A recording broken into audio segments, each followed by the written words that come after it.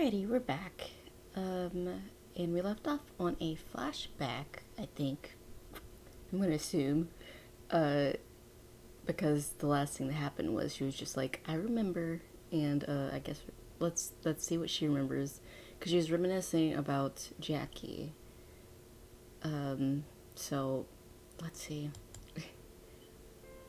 Yep, that's happening. Lovely. We met in college, good old Tiger State. Go Tigers! Since neither of us could have afforded a private university, it was public in-state tuition or nothing. That's not unusual. There were literally thousands of other freshmen in the same situation every year. There's nothing special about it. Purely by chance, we were both assigned the same English composition section in our first semester. It's a required course, not something Jackie signed up for. High school education can be very uneven, so the university wanted to ensure every student can read and write and put together a basic essay before they are allowed to progress. When you could take a couple thousand freshmen and split them into sections, the sections are still enormous. I don't know how many other students were in our class, but there were a lot, and I never knew them. I wouldn't even recognize them the next year. Class isn't how we met. The TA for our composition section, that's teaching assistant, a grad student who does sketch work for a professor, recommended that we students attend a poetry reading one evening to enhance our understanding of the subject. I went because I was interested in poetry and writing. Jackie went to get extra credit to save her grade, and that's where I first really saw her. Oh shit. Even I would be in trouble if I saw Jackie. She looks completely different than her present self. She looks heckin' cool. They did a really good job with her artwork. In those first moments, I didn't even know she was a girl. Okay, that's weird. How? Okay, I don't understand why. What do you mean? What do you mean? What? Diane, I need to talk to you for a second. What do you mean?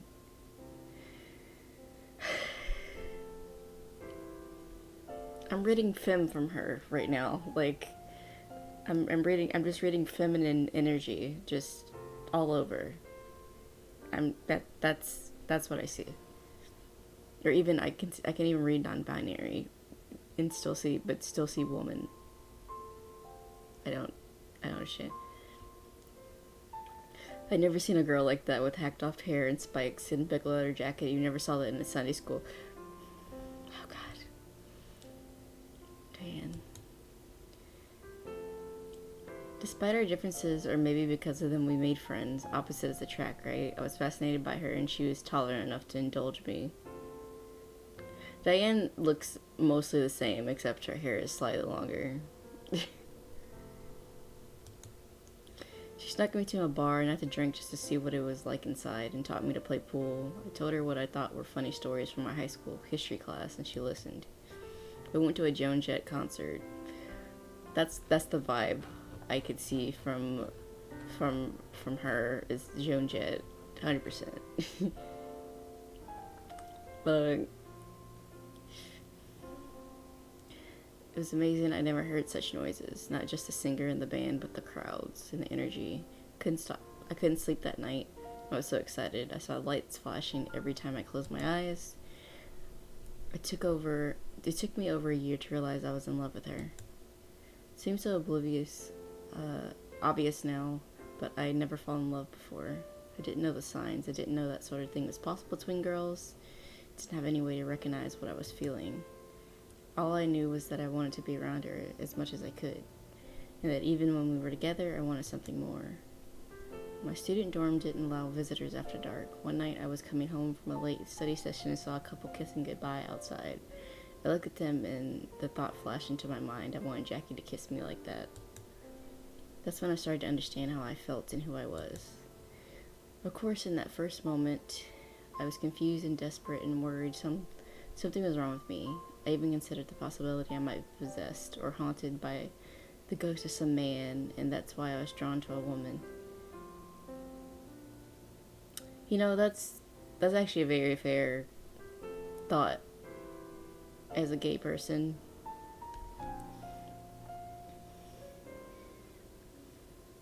You could be thinking you may be trans or something. That's fair. Some confusion can happen. Especially if you never thought of being gay at all.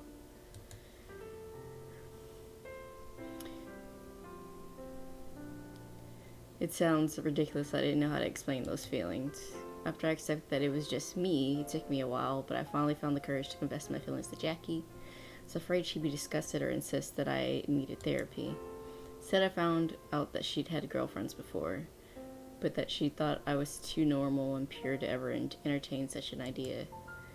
From that point on, my whole world changed. She taught me how to please a woman, starting with myself. I hadn't even known that much. There was no such thing as sexual education to my school. It just wasn't talked about. I had no idea how much I've been missing. Diane is really pure. She was really pure. Oh my god. It's really kind of sweet.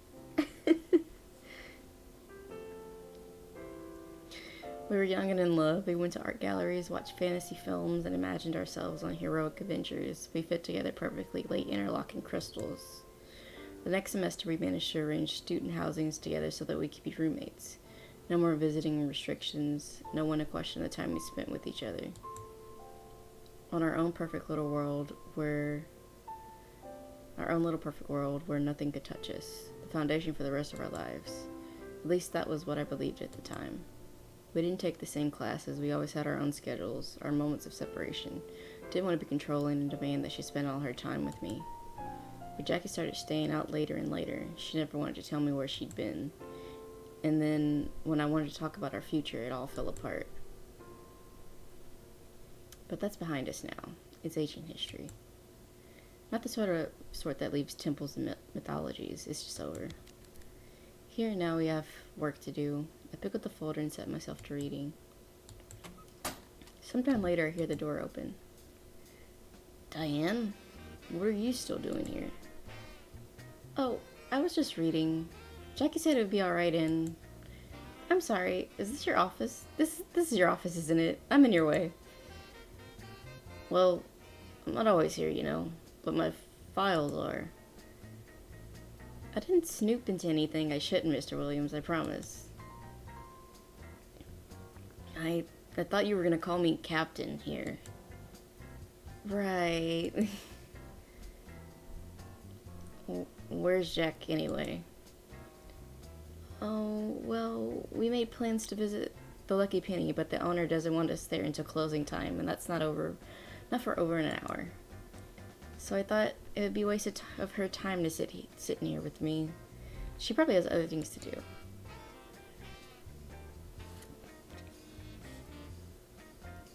What about the waste of your time? Suppose if the police are paying me to investigate, they want me to do more than sit here and read. I'm not sure what else to do other than read. There's no specific signature in these files to follow. Not yet.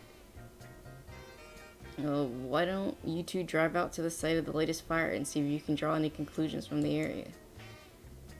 I thought about that, but Jackie said it had all been cleaned up. However, even if the symbols and the lines are gone, those logs should still be in place. And from that I can work out the orientation of the symbols in the photo. You're right. That's a good idea. I might have thought of it earlier if I hadn't been knocked off balance by being in the room with Jackie after all these years. Well, can't let my issues stand in the way of getting this job done. Thank you, Captain. I'll go find Jackie.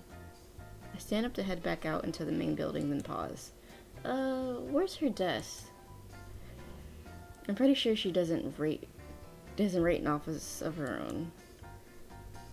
I'll show you.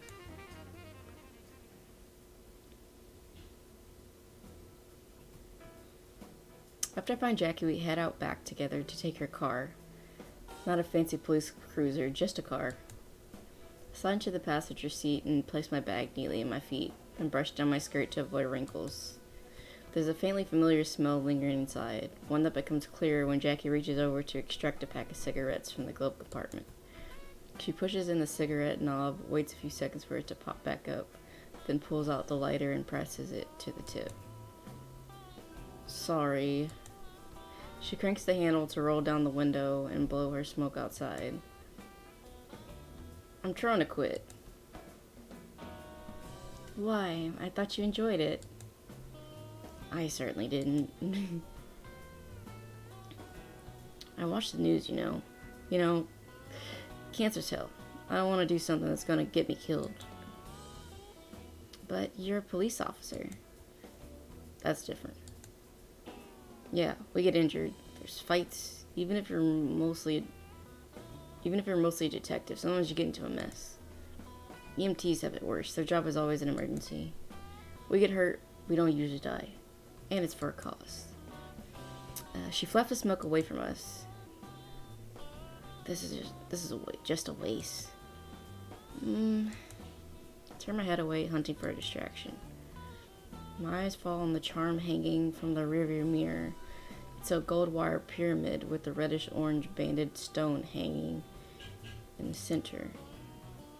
Is that a sardonyx? Yeah. It's a charm against theft. Since when do you believe in all that stuff? I don't really, but, any edge is a good edge. What's it gonna hurt? Besides, you get a discount on your car insurance with an up-to-date feng shui test. True enough, these days, but I still think it's ridiculous. A polished bit of rock has no power to dissuade thieves. Unless, of course, the thieves share the same superstition, or are sworn to a guild, which orders them to spare any citizen who displays the correct signs, and pays their protection money. But thief guilds, like Magistones, are only found in fantasy. Come on, let's roll. Pull out the map so I can see which way to go. I grabbed the city map from the glove compartment and folded it onto my lap, comparing it to the information from the manila folder. Oh, that's right, by the Botanic Gardens. I haven't been there since I was little. Just tell me which road to take. Right. Okay, so this is like similar to how most like detective games go. You would just click where to go, but the game kind of just chose that time. Jackie parks her car at the entrance to the Botanic Gardens. Wait here, I'll get us in. Don't I need to pay for my ticket? No, this is an active investigation. We're doing a job. There's no need to charge us admission. She walks up to the ticket window, pulling her badge out of her pocket. I suppose she's right. You don't make the plumber buy a ticket in order to get in and fix the pipes. We're here to examine a scene, not take advantage of the gardens for a cheap date. Of course, it's a lovely day, and we're not really expecting to find much in the way of clues. Most of what we will get from this visit is a pleasant walk. I don't want to accidentally encourage police corruption. Maybe I'll send them a donation later. Alright, it's taken care of. Lead the way. Me? You're the expert here. I'm not an expert on parks and gardens. No, but you're trying to get into these people's heads. You can recognize what might matter to some cult or whatever. So, point out anything that catches your interest. Ask any questions you want. Right. He's trying to be helpful, I think. Okay, follow me. I don't really know my way around here, so the first thing I do is check out the map of the gardens posted just past the entrance gate. If I understand the layout correctly, the site where the mysterious fire was set is in the woods, deep into the property, a ways walk from here. Those woods in the nearby lake aren't part of the formal gardens, but going through the garden is the only official way for the public to access the area. Looks like there's another driveway for a service vehicle somewhere on the other side of the block, but otherwise, the whole area is bounded by walls, hedges, and chain-link fencing. When was the fire here set? Not while the gardens were open, was it? Well, we don't know the time exactly, but the site wasn't discovered until morning. Probably happened after hours. The entrance gate would be locked after hours, wouldn't it? Do you think they climbed over to get in? Parking in the main lot at night when it should be empty might attract attention. It's not very close to where they were going. I look at the map again, noting all the ways the garden paths fork and twist. Even now in the daylight, it would be easy for us to miss a turn and end up in the wrong place. Unless someone knew this area really well, it'd be hard to reach that clearing from here in the dark. Someone who worked here would know the way, but we don't have any reason to suspect that, especially since this wasn't the only fire, just the most recent one.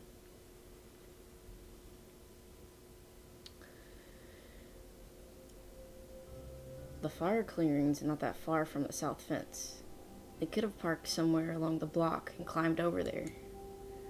She's right that it's a short distance on the map, but it also looks like untouched forest in that path. Branches, brambles, leaves, mud. The ground was wet that night. If they came crashing through the woods, might they have left a trail? There could be footprints or torn bits of fabric, or maybe items that fell from their pockets and they missed in the dark. It's probably too late to find anything like that now. Oh, that's right, the fire was last week or thereabout, and the police already checked the area when they took the photographs. Any clue in the woods would either have been found already or be trampled up by now. It was a good thought. Right.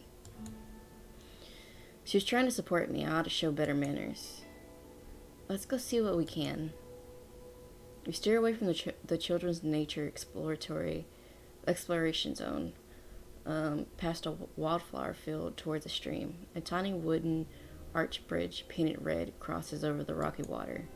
Beyond that, there's a hill covered with daffodils and a trail lined with blooming dogwood trees, but we don't turn toward the flowers. We follow the pebbled paths to its end and continue on fainter dirt trails away from gardens and into the woods. We walk a little further, and then Jackie raises a hand. There. I think that's the spot. Up ahead, I see a clearing with 2 logs sitting on the grass. There's no fire circle and no spoked wheel dug into the dirt, but there is a large area of torn up ground where the evidence might have been wiped away. I don't see any trail trampled through the woods either, but that doesn't matter right now. I stand beside the disturbed earth and take in a slow, quiet breath, letting the atmosphere wash over me. It's peaceful here. We're far enough away from the big road that I'm not hearing a lot of traffic noise. Just trees, a nice place to have a picnic. It wouldn't be so quiet at night in the summer when the bugs are out and the air throbs all around you. But when the weather is cool and wet, like it's been, the night would be a cascade of drips and rustles. What would it feel like creeping around here in the dark with mischief in mind, trying to move by stealth over uncertain ground, not knowing who might be on watch, every sound a possible danger? If it was a cloudy night, the darkness under the trees might have been almost opaque. Would the culprit or culprits have risked a flashlight, or did they have to feel their way along, stumbling through plants and branches in quest of solid ground? We don't know how many people were involved. Struggling alone in the dark could be terrifying, but in a group they might transform into a sense of adventure. A challenge or a dare, perhaps, an initiation. One member to build the fire, while the others led the way and kept watch. An orchestrated ritual, each participant drawing a line in the dirt. That would mean 10 people, though, and that seemed like too many to pass through the woods without doing permanent damage. Fewer than that, I would think. Maybe even just one. Somehow someone built a fire out of wet woods in the dark, set it alight, and roasted a duck carcass over the rocks. Did they sit, then, and watch it burn? Did they pray or chant? Were they frightened, desperate to get away, or exhilarated by the blaze? I hear Jackie stepping close behind me, and my shoulders immediately tense. For a moment, I'd forgotten she was here. Pick up anything? I'm not a psychic, you know. No, but you might have good intuition. Too many people think they have intuition when all they have is imagination. I see. Did I snap at her just then? I didn't mean to. I was just trying to picture what would have been like here at night. That's all. To see that viewpoint would open up any new possibilities. And did it? Not really. Feeling uncomfortable, I reached for my notebook. I wanted to come here to check the orientation of those logs, so I could update my notes about the layout of the symbols. Do you have a compass?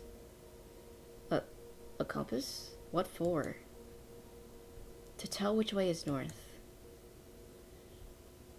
It's afternoon. Just look at the sun and shadows. I know about east and west, but the sun doesn't set perfectly to the west, you know? It doesn't. No, it depends on your location and the time of year.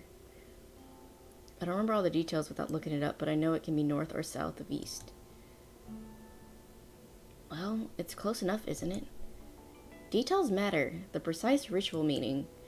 I cut myself off. It's obvious that she doesn't have a compass, and complaining about it isn't going to change the facts. I just have to work with it.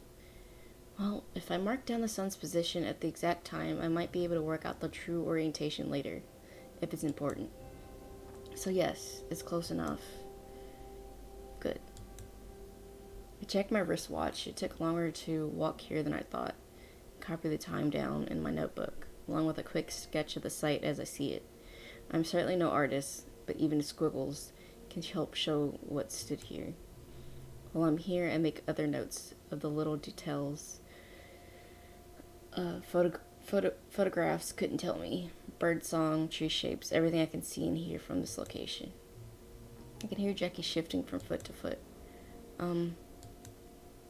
Look, I just want to say that I'm sorry. Huh? I'm sorry I don't have a compass. Oh. I mean, that's not important. I'm supposed to be assisting you, and you asked me for something and I couldn't provide it. That's fine. If there's anything else you'd like me to do, if you want me to search the woods or check the fence or... Really? It's fine. I'm not going to give you a bad grade. What? Never mind. She looks so surprised. It's so cute. Actually, we should probably get going. I don't think there's anything else to find here. I'm not sure there was anything to find here at all. I'm more interested in what we'll discover at the Lucky Penny. Oh, right. Do you remember the way back? Of course. Then lead the way. Alright. It's so funny. She walks ahead of me. I pause for a moment, taking a last chance to survey the scene. I know forests don't really have spirit, but I'm glad that whatever happened here didn't do any serious damage to this place. It's beautiful and it deserves to be appreciated. Coming here was mostly busy work, but it wasn't entirely wasted. I'd better hurry back to the car.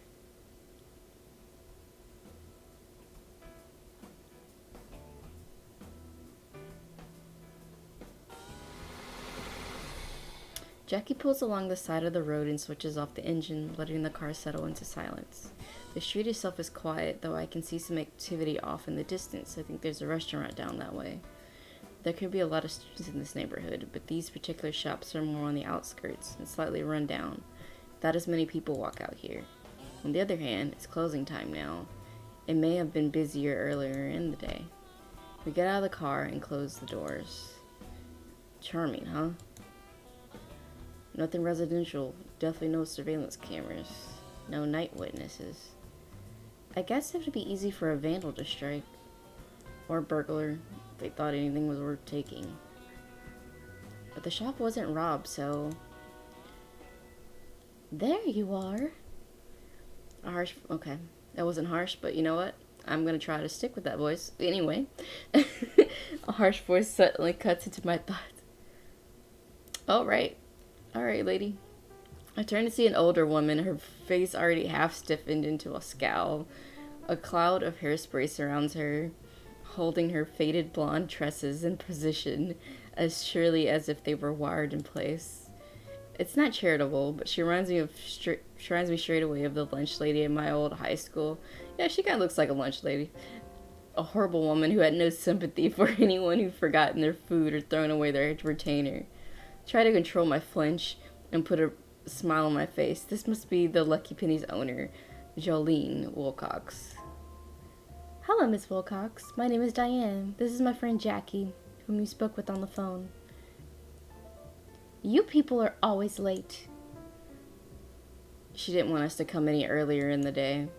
Well, she may be determined to be difficult, but she has a right to be upset after what happened to her store.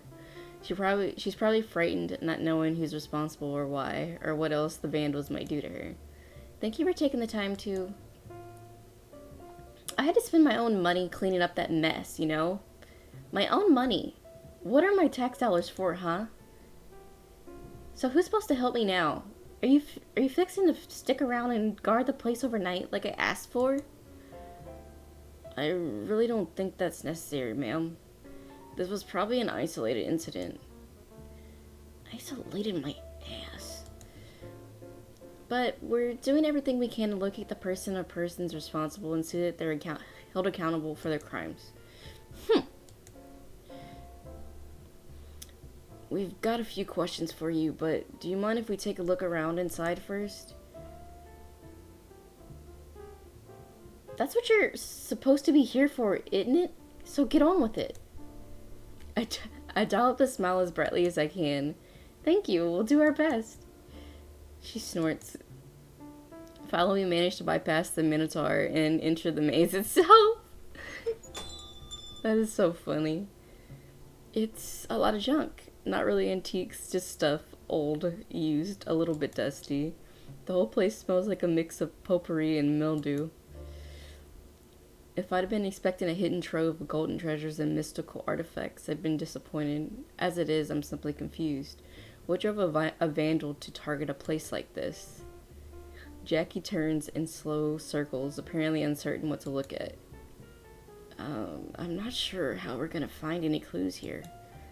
Seeing her at a loss stiffens my spine. I pull out my notebook. I can do a quick catalog, not everything here obviously, but getting a feel for the kind of things this place sells that might tell us something about who visits this kind of shop.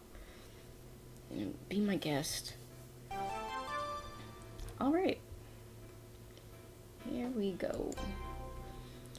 There's a jewelry display set up in the front window and a larger case in the center of the store, as well as a few baskets and swivel stands here and there. I assume the most valuable items must be the ones protected by glass, but it all looks like costume jewelry and folk art to me. There's a bracelet made of individual shiny black stones, the size and shape of the pellets on a candy necklace. There's a necklace whose pendant is a thin circle of green crystal shot through with black lines, almost like a sunburst. There's a ring with a clear faceted stone set in deep, so the top of the stone is flush with the metal of the band. The stone sparkles less that way, but it also won't catch on things so much. It's more practical. There's a tray of birthstone jewelry set out in a grid by month, modified to be the cheapest version of the possible stones. Unlike most of the items, these are clearly new. You could find a tray just like this in any department store's little girls section. I wonder how many little girls come in here. For now, I'll write down jewelry and various.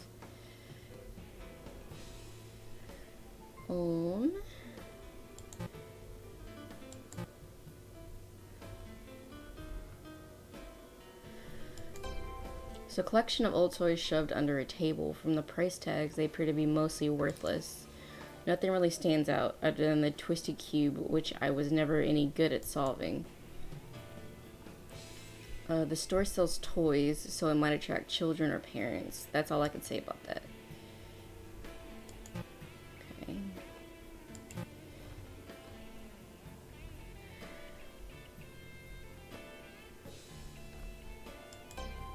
There's a cluster of small flower pots on the floor, the kind meant for putting plants on desks or kitchen countertops. Some are plain terracotta, but others have been painted with simple cheery designs. Suns, flowers, leaping dolphins, the sort of things you'd find decorating children's room. They're cute if I had any plants to put in them. I'm really more of a dog person than a plant person. Plants are too quiet. But then that's probably what people want. There's some other vases, dishes, and crockery around too. I'll note them for my list.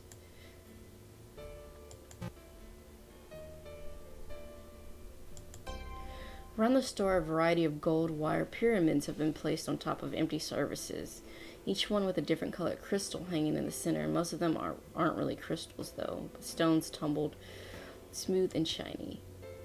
These look like that charm you have in your car. Well, I didn't buy mine here. I didn't think so. I see these in stores all over the place. There's probably a town in Taiwan churning them out. Each crystal is meant to have different vibrations, so the colors show what it's meant to affect. Promote love, bring good luck, ward off drunkenness. There's a charm for everything. Not sure how many of the purchasers would know which stone traditionally meant what without the cards to label them, though. I'll add them to my list. Oh god, there's igloos. I didn't even notice that till just now. There's a small number of old books near the front, and a much larger collection lining the back wall. If there's any organization, I'm not seeing it. There's some cookbooks and a field guide to edible wild plants, a book of baseball legends for children. Oh, an Enchanted Worlds book about alchemy. I've seen these. They're not as comprehensive or reliable as the folklore guides I own, but they have nice pictures and they make the history of magic more accessible to young readers. Well, the history of human belief in magic, anyway. That's the only thing that's real. Camelot never existed, but the legend of King Arthur still has effects throughout time. Of course, the magic is out of fashion now in favor of psionic phenomena and anything that sounds halfway scientific. I don't think there's anything important here. I'll just say books for my list.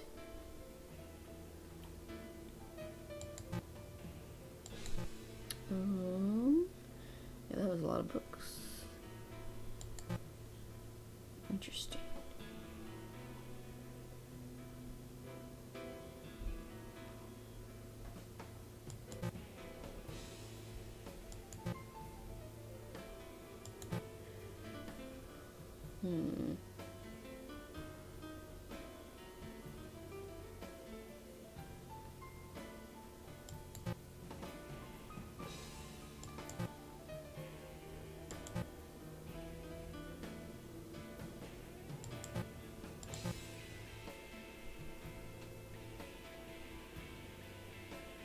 There's so many books, like a stupid amount of books.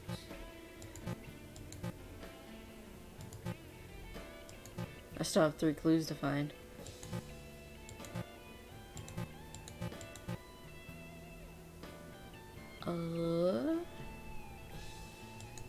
What have I not clicked on? Is there plans? I know I've clicked on this area. This is where the vandalism was, but I don't think it wants me to look at it. Yeah, we already clicked here.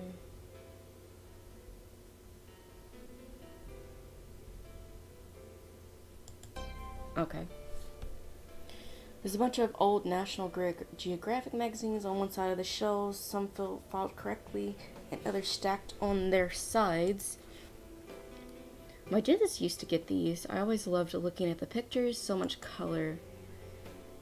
The top issue on the stack has a cover featuring a strange golden mask, probably the death mask of Mycenae King. These must be for collectors. I'll put them on my list. What do I have left?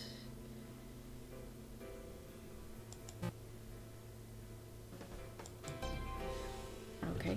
I didn't know if she was going to let me look at the filing cabinet, but sure.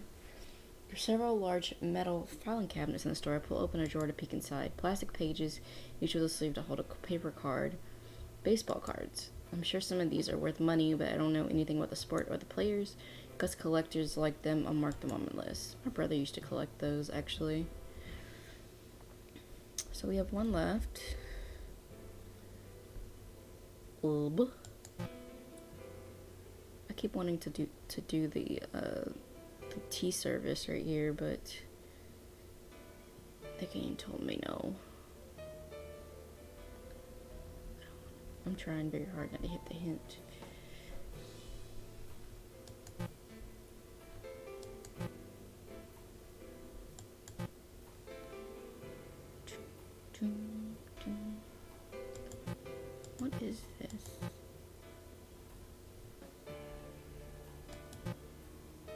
surprised it's not that.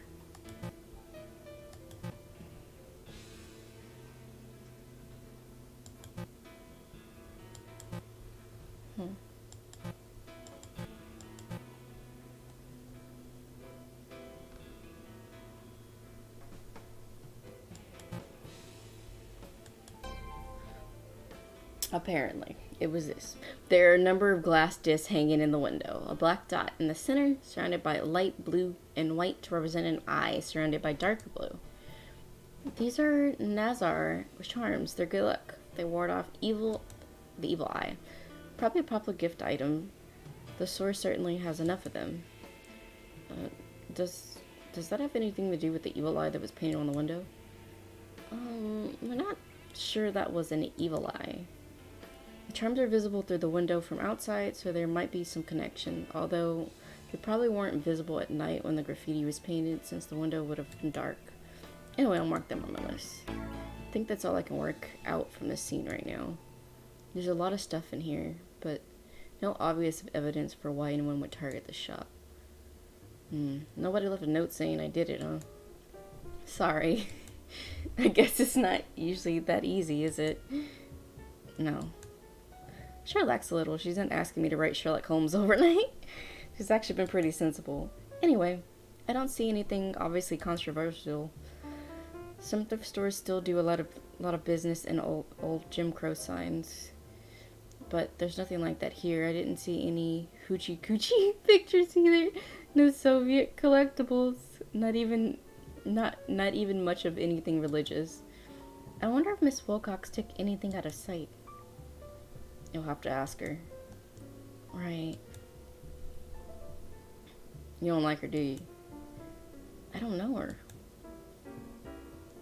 And I don't think she responds that well to me. She kept talking over me earlier. Jackie, she treated with more respect. Maybe it's the way she dresses.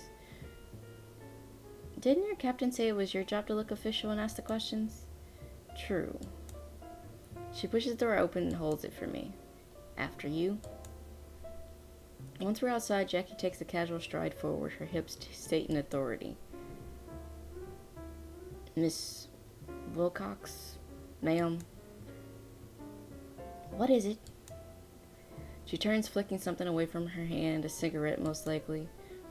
Have you rearranged the store at all since the vandal struck? Changed all your merchandise? Moved anything out of sight? When would I have time? When have I had the time? Bad enough I had to clean up that window. Yes, ma'am. Sorry about that. Have you had any problem customers lately? Someone who might have held a grudge against you? Well, now that you mention that, I caught a couple kids in here last week trying to shoplift. Greasy little weasel tried to claim it was an accident and a misunderstanding. Accident nothing. I saw him shove that jewelry in his pocket and try to walk out the door with it. I grabbed him by the scruff of his little neck and dragged him back. How old a kid are we talking about here? I don't know, teenager. Right, ma'am, it's generally not advisable to engage in physical conflict. We wouldn't want you to get hurt. What? You think I'd let that piece of trash get away with it? No way in hell. Excuse my language. Took my property back from him, put the love of Jesus in him as best I could. Maybe she should have a southern accent. Then I tossed him and his friend out and told them to never come back. I guess you might call that a grudge. Yes, ma'am. You don't happen to know the name of these kids, do you? Got a description? Oh, hell. Here we go. Here we go with the profiling. The racial profiling. Here we go. The thief was like Puerto Rican or something. Didn't get his name. I have my ones. I doubt she has any idea what a Puerto Rican looks like. About as tall as that little miss. Kind of skinny. Hair short and black. Little miss? What about what he was wearing? Any bandanas? Purple shoelaces? Is that a thing? Okay, it's been a while since, like, gang stuff was at its height for like, me, like, in around my area. Well, it's still kind of like a big thing, but around here. But I'm saying, like, I've never heard purple shoelaces ever. So I'm trying to figure out when has that ever been a thing. If someone can explain that one to me, I would love to hear it. Nah, no gang colors that I saw. He had this black t-shirt with a skull on it. Weird looking skull with long teeth. The friend was waiting outside, probably to pass over the loot. Didn't get a good look at him. White boy, light hair, maybe blonde, maybe reddish. One of those stupid hairstyles that's short in the front and long in the back. A mullet. Yes, Diane, a mullet. Whatever.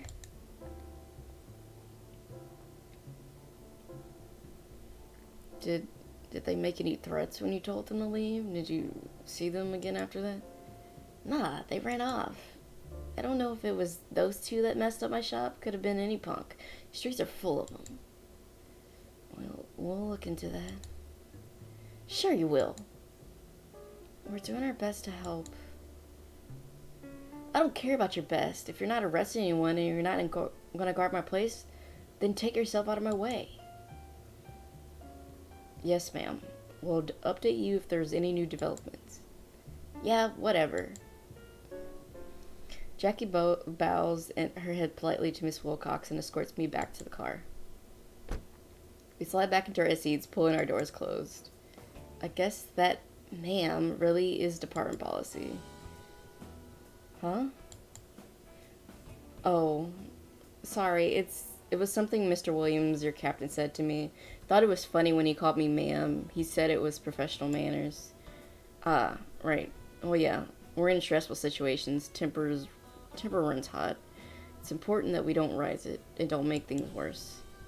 I suppose she has a right to be in a bad mood after someone defaced her store. We all, for all we know, she's like that all the time. Doesn't matter. She still has the right to protection and to politeness. It's very mature of you, detective. Yeah. Did I say something wrong? I guess we should be heading back to the station now. It'll be time to think about dinner in a bit, don't you think? Wait, did I just ask her to dinner?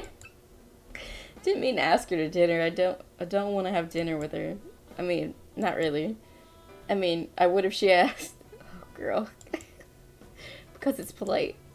Why did it have to be a sign to work with her, of all people? One moment it feels like talking to an old friend like we're young again and bouncing banter off of each other and everything is in sync.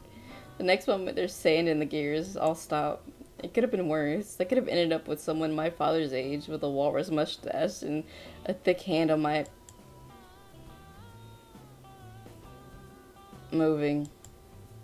I'm sorry, what? Focus, Diane. I must have zoned out for a second. What did you say? I said I have plans tonight, so I won't keep you out too late. Oh. She said she wasn't seeing anyone. Suppose she doesn't have to be in a relationship to have plans. Her hand reaches for the radio knob, hesitates, then drifts back to the wheel, music untouched. We should get moving. Right. She starts the engine and heads back out into the roads. I wonder what her plans are for the evening. She probably has women crawling on their hands and knees begging for her attention. Though if no one in the apartment knows about her, she has to be somewhat discreet. No, I don't want to know. You parked at the station, right? Can I drop you off there? That's fine. Right, good. I'll call you if there's any new developments. Okay, and I'll cross-reference some of the symbols and see what I can get. Yeah. She stares straight ahead, knuckles tight on the steering wheel. I keep my hands flat on my lap. I can't wait to get home. Oh dear. I come in through the front door clutching a bill. I was about to stop, but then it transitioned. Okay. I come in through the door clutching a phone bill and 2 ads for yard work that were shoved in my mailbox. Oh god, we have to meet Timmy though. Hold on. Look at Timmy. Timmy comes bouncing up to greet me, barking all the way. He's not tall enough to jump up and lick my face, though I do get paws on my lick. That's how my dog, the family dog Noble does me. He's so sweet. Most of the time, he's sweet. He tries to, well, I'm short, but he tries to jump me all the time. He's mostly a short dog. He's a sweet boy. That's so cute. Just a minute, let me put down my purse. My work schedule is erratic, so there's no consistent routine for me coming and going for him to get used to. He's well behaved by himself, but he's always excited to see me. Woof. For Timmy, excited means spinning in circles, making noises. I set down my purse in the mail and grabbed the jar of Timmy's treats from the closet. Sit. Give me your paw. Good boy. I give him the treat and let him finish that while I turn on the TV. Then I call him over to the couch for petting and snuggles. I will need to take him for a walk in a little bit and then feed him his dinner, but I don't want to rush right back out the door just after getting in. Anyway, petting Timmy is soothing, and I like soothing. He's my perfect little lap, fluffy elf. The television, unfortunately, is less soothing. I'm right in the middle of an ad break. Hot, sweet, sexy, and haunted by a secret that threatens to destroy her family. The woman on the screen pumps a shotgun and sneer at the camera. That's one way to chase off family problems, but I never wanted to learn to shoot. The scene changed to show a bunch of sad people crammed into an elevator together, driven to despair by new car prices averaging over $13,000. I'm in no position to buy a new car no matter how they price it. The next commercial is a series of close-ups of supermodels talking about how great their fancy makeup makes them feel. I could get up and change the channel, but then I'd have to move Timmy off my lap. We now return until we meet again. Finally, some proper international romance spy drama to take my mind off things.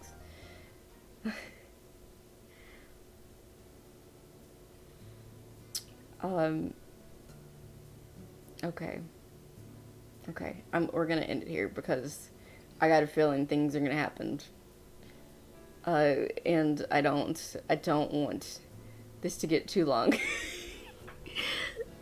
So, we're gonna see what happens next with Diane and Jackie, and also the case. The case is also really important. But Diane is feeling hella conflicted, because, you know, that's all Diane's thing. I feel like Jackie's fine for the most part. Jackie's just trying to do her damn job right now. Jackie is just, you know, Jackie's here. And hey, we got to meet Timmy. So I will see you guys in the next one while we try to solve this damn case. And hopefully we see more Timmy. Because Timmy's a sweet, sweet boy. So hey, thanks for watching. And we will see you next time. Bye-bye.